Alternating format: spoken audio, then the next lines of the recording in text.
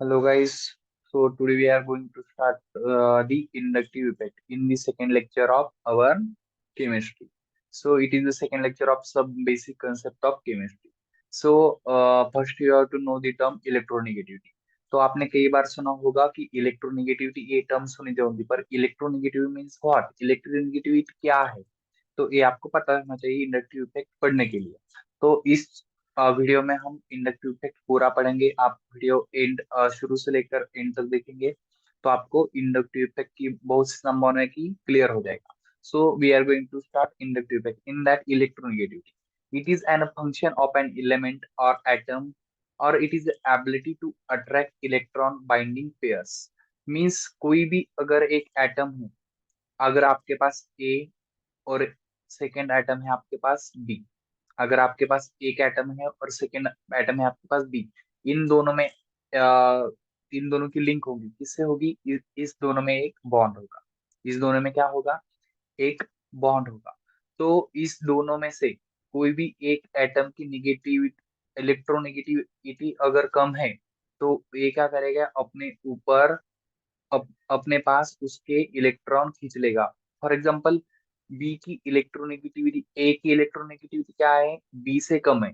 कम है means electronegativity means आप ऐसा लीजिए कि इलेक्ट्रॉन उसके पास कम है, इलेक्ट्रॉन निगेटिव है, तो वो क्या करेगा? अनदर इलेक्ट्रॉन से जो बाइंडिंग पेयर है उसके साथ उससे इलेक्ट्रॉन लेगा। तो हम यहाँ पे पकड़ लेते हैं कि ए की इलेक्ट्रोनेगेटिविटी क्या है? कम है। तो वो लेगा इलेक्ट्रॉन बी से। So it is the electronegativity और it is the ability of an atom or an element to attract electron. It is the electronegativity. आप आपको एक बात याद रखनी चाहिए कि आप हर एटम्स और एलिमेंट की तो इलेक्ट्रोनेगेटिविटी याद नहीं रख सकते। तो जो भी आपका पीरियोडिक टेबल है, अगर आप लेफ्ट टू राइट जाओगे ऐसे तो आपकी इलेक्ट्रोनेगेटिविटी इंक्रीज होती जाएगी। अगर आप लेफ्ट टू राइट जाओगे तो आपकी इलेक्ट्रोनेगेटिविटी इंक्रीज होती जाएगी, जैसे कि हाइड्रोजन, हीलियम, लिथियम, जैसे आपने पढ़ा है। देन अगर आप अप से डाउन, नीचे से अप टू डाउन जब जाओगे तब आपकी इलेक्ट्रोनेगेटिव हो जाएगी डिक्रीज। मतलब आपकी इलेक्ट्रोनेगेटिव क्या हो जाएगी? डिक्रीज। ये आपको याद रखना है on the behalf of periodic table. Periodic table को एक किससे कोऑर्डिनेट करना है आपको? पीरियडिक टेबल से। तो आप इससे पता लगा सकते हैं कि कौन से एलिमेंट की इलेक्ट्रोनेगेटिविटी कम है या ज्यादा है। उसके लिए आपको इलेक्ट आपकी जो पीरियडिक टेबल है, ज्यादा नहीं पर 20 से 30 तक आपको एलिमेंट्स याद होने चाहिए कि विच देयर एटॉमिक नंबर। तो we are going to start the inductive effect. आज हम पूरे तरह से इंडक्टिव इफेक्ट पढ़ेंगे और उससे रिलेटेड क्वेश्चन कौन कौन से आते हैं ये भी हम हमारे इस टॉपिक से जनरली सॉल्व हो जाएंगे। So inductive effect it is the shifting of an electron in a covalent bond from low electronegative atom to high electronegative atoms. Inductive effect क्या है? It is the shifting of electrons. Means आपको मैंने जो बताया था कि आपके पास क्या होगा? एक ए होगा और आपके पास क्या होगा? एक बी होगा। आपके पास ए है और आपके पास बी, दोनों में से एटम्स है। इन दोनों में से कोई भी एक एटम की इलेक्ट्रोनेगेटिव निगेटिविटी होगी कम, तो वो क्या एटम करेगा? दूसरे जिस एटम से बंधा हुआ है तो उससे क्या करेगा? वो इलेक्ट्रॉन अपने ऊपर खींचेगा। तो उस फिनोमेना को हम बोलेंगे इंडक्टिव इफेक्ट। और ये जनरली कब सीन होता है? जब आप किसी कंपाउंड में जनरली सिंगल बॉन्ड्स देखते हो। जब आप किसी कंपाउंड में सिंगल बॉन्ड देखते हो, अगर डबल बॉन्ड को क्यों नहीं, क्योंकि डबल बॉन्ड देखा था रेजोनेंस वगैरह, वो हम आगे पढ़ेंगे। पर सिंगल बॉन्ड के लिए, और सिंगल बॉन्ड को हम क्या बोलते हैं? जो हमने पिछले लेक्चर में लर्न किया था, सिंगल बॉन्ड को हम बोलते हैं सिग्मा बॉन्ड। सिंगल बॉन्ड को हम क्या बोलते हैं? वो कौन से टाइप का बॉन्ड होता है? सिग्मा टाइप का बॉन्ड होता है। पर इंडक्टिव इफेक्ट आप बहुत टाइम्स क्या करते हैं? इंडक्टिव इफेक्ट पढ़ते तो ऊपर वो क्यों अकर्स होता है ये आपको पता होना चाहिए। जिस आप वो पढ़ क्यों रहे हैं, आपको पर्पज ही नहीं बताया कि इंडक्टिव इफेक्ट पढ़ना क्यों है और इंडक्टिव इफेक्ट हो क्यों रहा है। तो इसलिए आपको वो चीजें याद नहीं रहती। सो हम यहाँ पे देखते हैं how it occurs. Inductive effect एक कंपाउंड में कैसे अकर्स करता है और हमें इसे पढ़ना क्यों चाहिए। सो हाउ इट अकर्स, तो फर्स्ट हमें अपने पास covalent bond form by sharing of electron. हमने क्या देखा था सबसे पहले? फर्स्ट लेक्चर में देखा था कि in organic compound atoms attached by the covalent bond. Means in general, in our organic compounds covalent bond are present. We have learned it in our first lecture. तो यहाँ पे हमें एग्जांपल लिया है हाइड्रोजन का। हमने एग्जांपल लिया है हाइड्रोजन का। हाइड्रोजन को आपको पता है कि हाइड्रोजन के हाइड्रोजन के पास सिर्फ है एक इलेक्ट्रॉन, एक हाइड्रोजन का एटम है, सेकंड एक हाइड्रोजन वाला एटम है। जब भी ये एटम अटैच होंगे तो यच कोवैलेंट बॉन्ड, यच ऐसे करके ये बॉन्ड्स अटैच हो जाएंगे। तो ये क्या होता है, जो सिंगल बॉन्ड होता है, मैंने आपको लास्ट लेक्चर में सिखाया था, ये क्या होगा, ये होगा सिग्मा बॉन्ड। सिग्मा को हम ऐसे डिफाइन कर सकते हैं, या ऐसे जनरली बोलते हैं सिग्मा को, ऐसे जनरली दिखाते हैं सिग्मा को। जो सिक्स रहता है, सिक्स के टाइप्स तो थोड़ा दिखता है sigma. It is the similar, अब second point, it is the it is it if similar atom involve electron pair remain in a middle. अब जब हम पढ़ते हैं, जब एटम, अब क्या होगा, इसके पास एक इलेक्ट्रॉन है, इसके पास एक इलेक्ट्रॉन है, जब एक दोनों से बन जाएंगे, जब ये इलेक्ट्रॉन एक दोनों से बन जाएंगे और शेयर होंगे, तो ये इलेक्ट्रॉन कहाँ जाएंगे, इसमें जाएंगे और इस हाइड्रोजन में जाएंगे। तो ये इलेक्ट्रॉन रहते in between the bond, means ये बॉन्ड के बीच में होंगे। तो इसके पास भी ज्यादा पावर नहीं होगी, लेफ्ट वाले हाइड्रोजन के पास, राइट वाले हाइड्रोजन के पास भी ज्यादा पावर नहीं होगी। तो इलेक्ट्रॉन से बीच में, तो यहाँ कोई दिक्कत नहीं होती है हमें, यहाँ कोई इंडक्टिव इफेक्ट अकर नहीं होता है। सो इंडक्टिव इफेक्ट कहाँ अकर होता है, so if a dissimilar atom involve electron pair shifted to the more negative atom. हमने क्या पढ़ा था, जब सिमिलर एटम है तब इंडक्टिव इफेक्ट अकर होता है कि न्यू, नहीं होता है, क्योंकि जो हमारे इलेक्ट्रॉन शेयर हुए हैं वो कहाँ रहेंगे, बीच में रहेंगे। तो इस साइड भी नहीं रहेंगे ज्यादा इलेक्ट्रॉन और इस साइड भी नहीं रहेंगे। बट अगर कोई ज्यादा कम इलेक्ट्रॉन वाला और कोई ज्यादा इलेक्ट्रॉन वाला ग्रुप अटैच हो गए और उसमें बॉन्ड फॉर्म होगा तो क्या होगा, डिसिमिलर होगा, मीन्स क्या होगा, हम वो आगे बढ़ते हैं। सो हमने यहाँ पे एग्जांपल लिया है हाइड्रोजन, यहाँ पे हमने एग्जांपल लिया है हाइड्रोजन, और यहाँ पे हमने एग्जांपल लिया है सेकंड क्लोरीन। जब इन दोनों में बॉन्ड फॉर्म हो रहा है, जो आपका HCl है, तो हम HCl यहाँ पे प्रिपेयर कर रहे हैं। तो इन दोनों में जब बॉन्ड फॉर्म हो रहा है तो क्या होगा, हमने एक लिया हाइड्रोजन, एक लिया क्लोरीन, इसके आउटर मोस्ट में है एक इलेक्ट्रॉन, इससे भी हमने लिया, इससे भी आउटर मोस्ट से इलेक्ट्रॉन दिए कुछ कि बॉन्ड फॉर्म करने के लिए। बट यहाँ पे क्या होगा, हाइड्रोजन का तो बीच में आएगा, पर क्लोरीन क्या करेगा, क्लोरीन ये जो बीच वाले इलेक्ट्रॉन्स है तो अपने तरफ खींच लेगा। क्यों खींच लेगा, वो आपको मैंने ऊपर बताया था। क्योंकि जब भी क्या होगा, इलेक्ट्रॉन, मैंने क्या बताया था कि जो भी इलेक्ट्रोनेगेटिव एटम है इन दोनों में से ज्यादा, वो क्या करेगा, एटम्स अपने तरफ खींच लेगा। और आपको पता है कि हाइड्रोजन के एटॉमिक नंबर है 1, और क्लोरीन का है उससे ज्यादा, तो वो क्या होता है, हाइड्रोजन से राइट साइड साइड में होगा।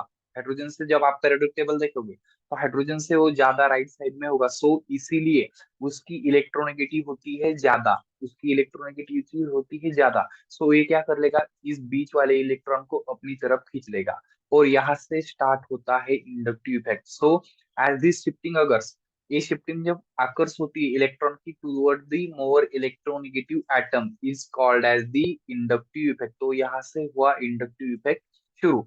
तो इंडक्टिव इफेक्ट के कुछ रूल्स है, वो किस कंपाउंड में अकर्स होगा, या कुछ रूल्स है। तो सब first point is that electron shift from low to high electronegative to atoms. Electron हमेशा उस किन एटम्स में जाएंगे जिसमें high to high electronegativity atoms. आप ऐसे पकड़ लीजिए कि एक गरीब है और एक बहुत गरीब है, तो गरीब क्या करेगा, जो बहुत गरीब है उसको देगा। सो ये जो का है लो, लो मीन्स क्या है, गरीब, और हाई क्या है, हाई इलेक्ट्रॉन मीन्स बहुत गरीब, जो लो वाला है वो क्या करेगा, हाई इलेक्ट्रोनेगेटिविटी को देगा। इसके पास क्या है, लो इलेक्ट्रोनेगेटिविटी। फॉर एग्जांपल हमने लिया था हाइड्रोजन के पास क्या है, लो इलेक्ट्रोनेगेटिविटी, और क्लोरीन के पास क्या है, high high electronegativity. So shifting of electrons from the low electronegativity atom to the high negativity atom, it is the first rule of inductive effect.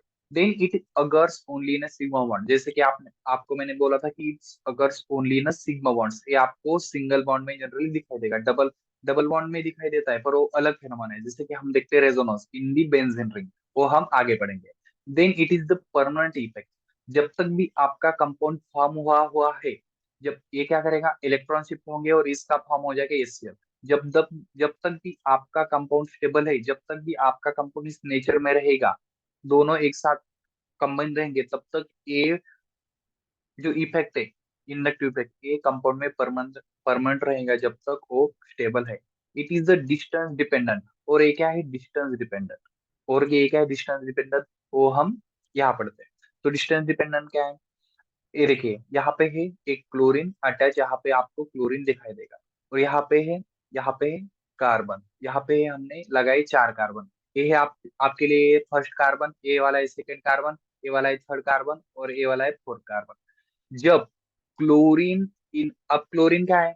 अब हम लेते हैं इन दोनों में से इलेक्ट्रोनेगेटिविटी ज्यादा किसकी है, तो इसका एटॉमिक नंबर क्या है? 6। और इसका एटॉमिक एटॉमिक नंबर क्या है? इससे ज्यादा वाला इसका एटॉमिक नंबर है, और ये राइट साइड में भी है। तो एज कम्पेयर टू क्लोरीन, ये क्या कार्बन, ये क्या है? राइट साइड में है। हमने क्या देखा था? राइट जब जाते हैं तब क्या होता है? इलेक्ट्रोनेगेटिविटी क्या होती है? इंक्रीज होती है। So chlorine is a more electronegative, so ये क्या करेगा? इन चारों में से कुछ इलेक्ट्रॉन अपनी तरफ लेगा। तो जब पहले कार्बन से एक इलेक्ट्रॉन लेगा, तो ये सबसे ज्यादा इलेक्ट्रॉन कहाँ से लेगा? फर्स्ट कार्बन से अपने इलेक्ट्रॉन लेगा, क्योंकि फर्स्ट कार्बन इसके सबसे क्लोज है, सबके सबसे क्लोज है। तो इस पे आ जाएगा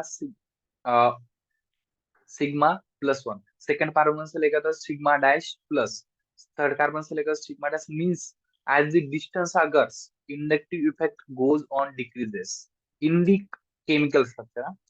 इफ डिस्टेंस जब बढ़ता है तब क्या होता है? इंडक्टिव इफेक्ट डिक्रीज डिक्रीज होते जाता है। ये आपको याद रखना है, effect decreases with the distance, या ये चीज आपको याद रखनी है। और ये ऊपर वाली चीज क्या है, ये मैंने आपके लिए एग्जांपल रखे थे। हमारे पास यहाँ है कार्बन, और यहाँ है हमारे पास क्या है? यहाँ हमारे पास है एक्स, यहाँ हमारे क्या पास क्या है? एक्स। एक्स मीन्स क्या? कार्बन से कोई भी मोर इलेक्ट्रोनेगेटिव एटम। यहाँ पे एक क्या है? एक ऐसा एरो दिया हुआ है, उसके ऊपर क्या है? ये क्या रहता है? ये जिसकी तरफ शिफ्ट होगा उसकी तरफ इस एरो का मूव होगा। तो यहाँ पे एक्स क्या है? मोर नेगेटिव है, so it goes electron from carbon to the X. अब एक्स कोई भी है, हो सकता है यहाँ पे क्लोरीन ले सकते हो, ब्रोमीन ले सकते हो, जिसका भी एटॉमिक नंबर ज्यादा है, और जो कार्बन के राइट साइड में है। देन वी हैव दी, तो एक्स क्या हो सकता है? हमने ये पढ़ा। तो x is can be chlorine, bromine और एनी एटम। इन एटम मीन्स उससे ज्यादा मोर इलेक्ट्रोनेगेटिव होना चाहिए। सेकेंड एग्जांपल में लेते हैं, carbon is less electron, sorry, Y is less electronegative. तो इसमें क्या हो रहा है? इसमें आ रहा है जो इलेक्ट्रॉन्स है, तो वो कार्बन में आ रहे हैं। तो क्या है इधर? यहाँ पे अपने को क्या चाहिए? यहाँ पे चाहिए कि ऐसा कोई एलिमेंट जिसकी इलेक्ट्रोनेगेटिविटी क्या हो? कार्बन से भी कम हो। तो उससे ज्यादा कम एटॉमिक नंबर किसका है? आप यहाँ पे क्या लग सकते हो? जैसे कि आप हाइड्रोजन ले सकते हो। तो यहाँ पे अगर आपका हाइड्रोजन है, तो क्या होगा? हाइड्रोजन से क्या करेगा? कार्बन अपनी तरफ उसके इलेक्ट्रॉन खींच लेगा। So hydrogen is less electronegative, आप ये चीज कह सकते हो। तो ये हो गया, ये होता है जनरली इंडक्टिव इफेक्ट। अब इसमें भी दो टाइप्स है, क्योंकि कोई चीज हमें आसानी से जब हम कोई भी चीज पढ़ते हैं तो उसमें क्या आता है? ही एक नया ट्विस्ट आता है, यहाँ से भी वहाँ वैसे ही कुछ है। तो types of I effect means types of inductive effect आपको यहाँ पढ़ने हैं। तो फर्स्ट है कि माइनस आई इफेक्ट, जो यहाँ पे माइनस दिया हुआ है मैंने, उसको हम बोलेंगे यक्स। और प्लस आई इफेक्ट, उसको हम बोलने वाले वाई। तो माइनस से आपको याद रखना है, माइनस मीन्स क्या? आपका बैंक अकाउंट आपको एज्यूम करना है, आपको बैंक अकाउंट से कोई भी चीज माइनस हो रही है, मतलब आपके पैसे क्या हो रहे हैं? विड्रॉ हो रहा है। और जब आपके बैंक अकाउंट में कोई भी चीज प्लस हो रही है, मीन्स क्या? कोई आपको दे रहा है, कोई आपको क्या कर रहा है? पैसे दे रहा है। So it is donating to you, it is donating to you, so it is represented by generally, we are generally represent here, it is a y, or and it is a x. So it is shown by the withdrawing groups. तो ऐसे groups जो compound को हमारे attach होंगे, वो क्या करेंगे? हमारे कंपाउंड में से इलेक्ट्रॉन विड्रॉ करेंगे। वो क्या करेंगे? It is shown by electron withdrawing groups. Means ऐसे ग्रुप्स की जो कंपाउंड में से इलेक्ट्रॉन विड्रॉ करेंगे, उसको हम बोलते हैं जनरल इलेक्ट्रॉन विड्रॉइंग ग्रुप्स। तो इसका जनरल एग्जांपल होता है, general example nitrogen dioxide, then cyanide, इसके जनरल एग्जांपल है। वो मैंने लास्ट में आपको एक सीरीज भी दी हुई है, ये आपको याद रखना है। और जब हम आते हैं प्लस आई इफेक्ट की ओर, तो it is shown by the electron, it is shown electron donating group. ये यहाँ क्या होने वाला है? जो भी हम ग्रुप्स क्या करने वाले हैं, हमारे कंपाउंड के ऊपर ऐड करने वाले, तो वो क्या करने वाला है? हमारे कंपाउंड को कुछ इलेक्ट्रॉन्स डोनेट करने वाला है। वो क्या करने वाला है? हमारे कंपाउंड को कुछ इलेक्ट्रॉन डोनेट करने वाला है। तो हम यहाँ पे एग्जांपल लेते हैं बेंजीन का। तो बेंजीन क्या, हमारे हमने एग्जांपल लिया बेंजीन का। तो सबसे पहले हम अटैच करेंगे उसको एक्स। तो हम बेंजीन को अटैच कर दिए, एक्स हमने बेंजीन से अटैच कर दिया। अब एक्स की क्या प्रॉपर्टी है, एक एक्स क्या करता है, विड्रॉ करता है, x is showing the minus I effect, so it withdraws the electron from the our benzene ring, so it is the minus I effect, ये आपको याद रखना है। देन प्लस आई इफेक्ट क्या होता है, कोई भी ग्रुप, कोई भी वाई वाला ग्रुप जो इलेक्ट्रॉन डोनेटिंग ग्रुप है, तो वो क्या करेगा, आपके बेंजीन को इलेक्ट्रॉन्स देगा, सो इट इज डोनेटिंग। तो इसका जनरल एग्जांपल्स क्या होते हैं, जो ऑल अल्किल ग्रुप होते हैं, तो वो जनरल क्या होते हैं, इलेक्ट्रॉन डोनेटिंग, जैसे कि CH4, मीथेन, इथेन, ये क्या होते हैं, ये इलेक्ट्रॉन देते हैं। देन यहाँ पे आपको जनरली जो जो जितने भी, जनरली बोल रहा हूँ, जनरली सारे फंक्शनल ग्रुप क्या करते हैं, इलेक्ट्रॉन विड्रॉ करते हैं, जनरली सारे फंक्शनल ग्रुप क्या करते हैं, इलेक्ट्रॉन विड्रॉ करते हैं, जनरली बोल रहा हूँ।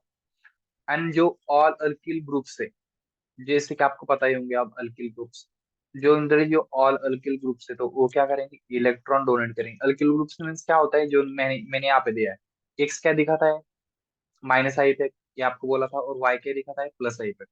तो एक्स आपको इस सीरीज वाइज याद रखना है, ये एक्स क्या करना है, आपको इस सीरीज वाइज याद रखना है, क्योंकि आपको मोस्ट ऑफ द टाइम क्या दिया जाएगा, अगर आपके एग्जाम में ट्विस्ट लाना है, तो आपको ऐसे ही दो कंपाउंड दिए जा सकते हैं। फॉर एग्जाम्पल आपको एक्स में से ही दो कंपाउंड दिए गए, यहाँ पे आपने अटैच किया NO2, यहाँ पे आपने अटैच किया NO2, और यहाँ पे आपने अटैच किया साइनाइड, यहाँ पे आपने अटैच किया साइनाइड, यहाँ पे क्या किया आपने, साइनाइड अटैच किया।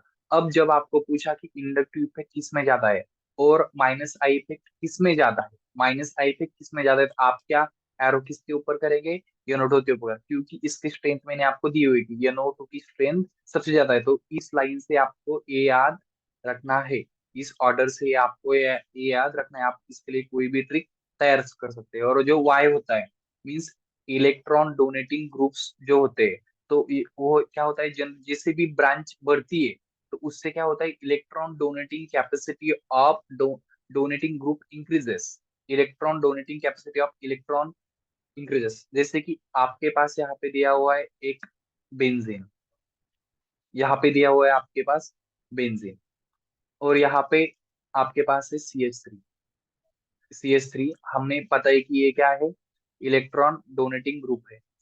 पर इससे भी क्या होता है, इसके पास फॉर एग्जांपल इसके पास थे दो इलेक्ट्रॉन, तो इसने क्या किया, इस अपने बेंजीन को ये डोनेट करते हैं, इसकी प्रॉपर्टी है, तो इसके दो इलेक्ट्रॉन दिए। पर इसके पास और भी एक CH3 है, इसके पास क्या है, और भी एक CH3 है, ऐसा आप मान लीजिए। इसके पास अगर और एक CH3, तो ये क्या करेगा, ए इसके एटम इस CH3 को देगा, ए इसके एटम इसको देगा, तो इसके पास ज्यादा हो जाएगा। So as the branching increases, plus I effect increases, ए भी आपको याद रखना है। अब ए होगा इंडक्टिव इफेक्ट, ए जनरली आपको अब याद हो चुका होगा कि इंडक्टिव इफेक्ट क्या होता है, ये आपको जनरली पता चल चुका होगा। पर हम इंडक्टिव इफेक्ट पढ़ क्यों रहे हैं भाई, इंडक्टिव इफेक्ट तो हमने पढ़ा, हमें ये समझ में आया, पर हम इंडक्टिव इफेक्ट पढ़ क्यों रहे हैं, ये भी जानना आपके लिए इम्पोर्टेंट उतना ही होता है, क्योंकि आप पढ़ तो लेते हो, पर आपको उसको इस्तेमाल कहाँ किया जाने वाला है, वो आपको पता होना चाहिए। जैसे कि आप इंडक्टिव इफेक्ट पढ़ के ये भी पता लगा सकते हो कि इस इन दोनों में से, फॉर एग्जांपल आपके पास एसिड ए दिया हुआ है, एसिड बी दिया हुआ है, तो इस इन दोनों में से एसिडिटी किसकी ज्यादा है, तो आप वो चीज भी पता लगा सकते हो। तो आपको एप्लीकेशन पढ़ना इसलिए जरूरी होता है, क्योंकि आप उससे कई सारे और भी एग्जाम्पल क्या कर सकते हो, आप एसिडिटी की भी क्वेश्चन सॉल्व कर सकते हो, बेसिसिटी की क्वेश्चन सॉल्व कर सकते हो, stability of carbon and stability of carbocation के भी क्वेश्चन सॉल्व कर सकते हो। तो हम देख लेते हैं applications of inductive effect. So सबसे पहला है to determine the acidity, to determine the acidity. So strain depend on its proton releasing tendency, more tendency stronger with the acids। Generally आप मुझे बताइए कि एसिड की टेंडेंसी क्या होता है, तो हम एसिड कैसे डिफाइन करते हैं कि कौन सा एसिड ज्यादा, एसिड उसमें एसिडिटी ज्यादा है। तो हम जनरली देखते हैं कि जो भी जिसमें भी H+ आयन ज्यादा रिलीज होते हैं, और acid having the more donating और जनरेटिंग द H+ आयंस, वो एसिड क्या होता है जनरली, वो एसिड क्या होता है, वो एसिड होता है मोर एसिडिक देन अदर्स। तो हम सबसे पहले एग्जांपल लेते हैं, यहाँ फ्लोरीन, हमने एग्जांपल लिया FCH2 C double COOH। Then similar example लिया उसको ऐड कर दिया क्लोरीन, और थर्ड वाले को ऐड कर दिया ब्रोमीन। ये एग्जांपल आपको जनरली आते हैं। आपको यहाँ पे अटैच एक एसिड दिया होगा, और उसको अटैच होगा फ्लोरीन, क्लोरीन, ब्रोमीन और अदर कोई भी एलिमेंट्स। आपने इंडक्टिव इफेक्ट पढ़ लिया, तो आपको एग्जांपल जनरली सॉल्व करना आ जाएगा। तो सबसे पहले क्या करना है, ये आपको तीन यहाँ पे दिए हुए हैं, ये तीन एग्जांपल आपको दिए हुए हैं। इसमें आपको पता करना है कि कौन सा कंपाउंड ज्यादा एसिडिक है। तो आप जाओगे इस ऊपर वाले लाइन में। तो ऊपर वाले लाइन में हमें क्या पता करना है, इस पता करना है फ्लोरीन, ब्रोमीन और क्लोरीन कहाँ है। तो फ्लोरीन कहाँ है, फ्लोरीन, ये देखो फ्लोरीन मैंने ऊपर लिखा था, यहाँ नहीं लिखा। फ्लोरीन का सबसे ज्यादा क्या है, आई इफेक्ट दिखाता है। मतलब ये क्या करेगा, एसिड में से प्रोटॉन ज्यादा लेगा। तो एसिड में से ज्यादा प्रोटॉन लेगा मीन्स क्या होगा, तो वो एसिड सबसे ज्यादा एसिडिक होगा, क्योंकि ये क्या करने वाला है, सबसे ज्यादा प्रोटॉन इसमें लेने वाला है। तो एन एसिड की प्रॉपर्टी क्या होती है, डोनेटिंग दी मोर प्रोटॉन। तो सबसे ज्यादा एसिडिक कौन सा होगा, फ्लोरीन वाला। फ्लोरीन वाला कंपाउंड सबसे ज्यादा एसिडिक होगा। देन होगा क्लोरीन वाला, देन क्लोरीन वाला, और सबसे लास्ट में होगा ब्रोमीन वाला कंपाउंड एसिडिक होगा। तो इससे हम किसी भी कंपाउंड की एसिडिटी एसिडिटी पता लगा सकते हैं। Then we are going to learn the to determine the basicity. तो बेसिसिटी हम कैसे पता लगा सकते हैं, सो basicity depend on the number of a lone pair on the atoms as a group releasing lone pairs और electron in the basicity increases. तो हम बेसिसिटी जनरल देखते हैं कि किसी भी कंपाउंड के पास अगर ज्यादा इलेक्ट्रॉन है, ज्यादा इलेक्ट्रॉन रिलीजिंग कैपेसिटी है, तो वो क्या रहता है, और जो जिसके पास जनरली ज्यादा लोन पेयर इलेक्ट्रॉन है, तो वो क्या रहता है, ज्यादा मोर बेसिक होता है। तो हमने यहाँ पे दो एग्जांपल लिए हैं। बीच में एन लिया है, यहाँ भी बीच में एन लिया है। यहाँ पे सी एस थ्री और सी एस थ्री ग्रुप लिए, यहाँ पे सी एस थ्री और C2H5। यहाँ पे हमने लिया है मीथेन, यहाँ पे हमने लिया है इथेन। मीथेन और इथेन यहाँ पे हमने लिया हो, तो इन दोनों में से ज्यादा बेसिक कौन होगा, आपको क्या लगता है। अब क्या होता है, ये इसके पास हो गए दो लोन पेयर ऑफ इलेक्ट्रॉन, इसके पास क्या हो गए दो लोन पेयर ऑफ इलेक्ट्रॉन। तो ये दो दो लोन पेयर इलेक्ट्रॉन क्या करेंगे, इसको डोनेट कर देंगे। सो इससे क्या होगा, इसके पास आ जाएंगे बहुत सारे इलेक्ट्रॉन, और ये हो जाएगा बेसिक। पर हम जब यहाँ देखते हैं, तो इसके पास एग्जाम्पल, फॉर एग्जाम्पल दो इलेक्ट्रॉन, इसके पास है दो इलेक्ट्रॉन, ये हो गए चार। और इसकी यहाँ क्या है, दो कार्बन है और पांच हाइड्रोजन है। तो इसके पास क्या हो गए मोर, मतलब इसके पास हो जाएंगे, आपके पास हो जाएंगे, क्योंकि एक कार्बन के पास क्या रहेंगे, दो लोन पेयर ऑफ इलेक्ट्रॉन। तो यहाँ पे दो कार्बन है, तो यहाँ पे हो गए चार, और यहाँ पे हो गए इन दोनों के चार। तो यहाँ हो गए आठ lone pair of electron, eight lone pair of. और यहाँ कितने होने वाले थे, दो दो और छह। तो इसके पास कितने होंगे, छह। आपको ये देखना है कि कौन सी चेन ज्यादा ब्रांचिंग है, इससे भी आप पता लग सकते हो। सो इसमें क्या होगा, this this this compound is more basic than this one. So B compound is more basic than A. ये आप इस इंडक्टिव इफेक्ट से पता लगा सकते हो। Then stability of a carbocation. तो हम कार्बोकेटाइन की स्टेबिलिटी कैसे चेक कर सकते हैं, so increases with increase in the number of alkyl group due to their plus I effect.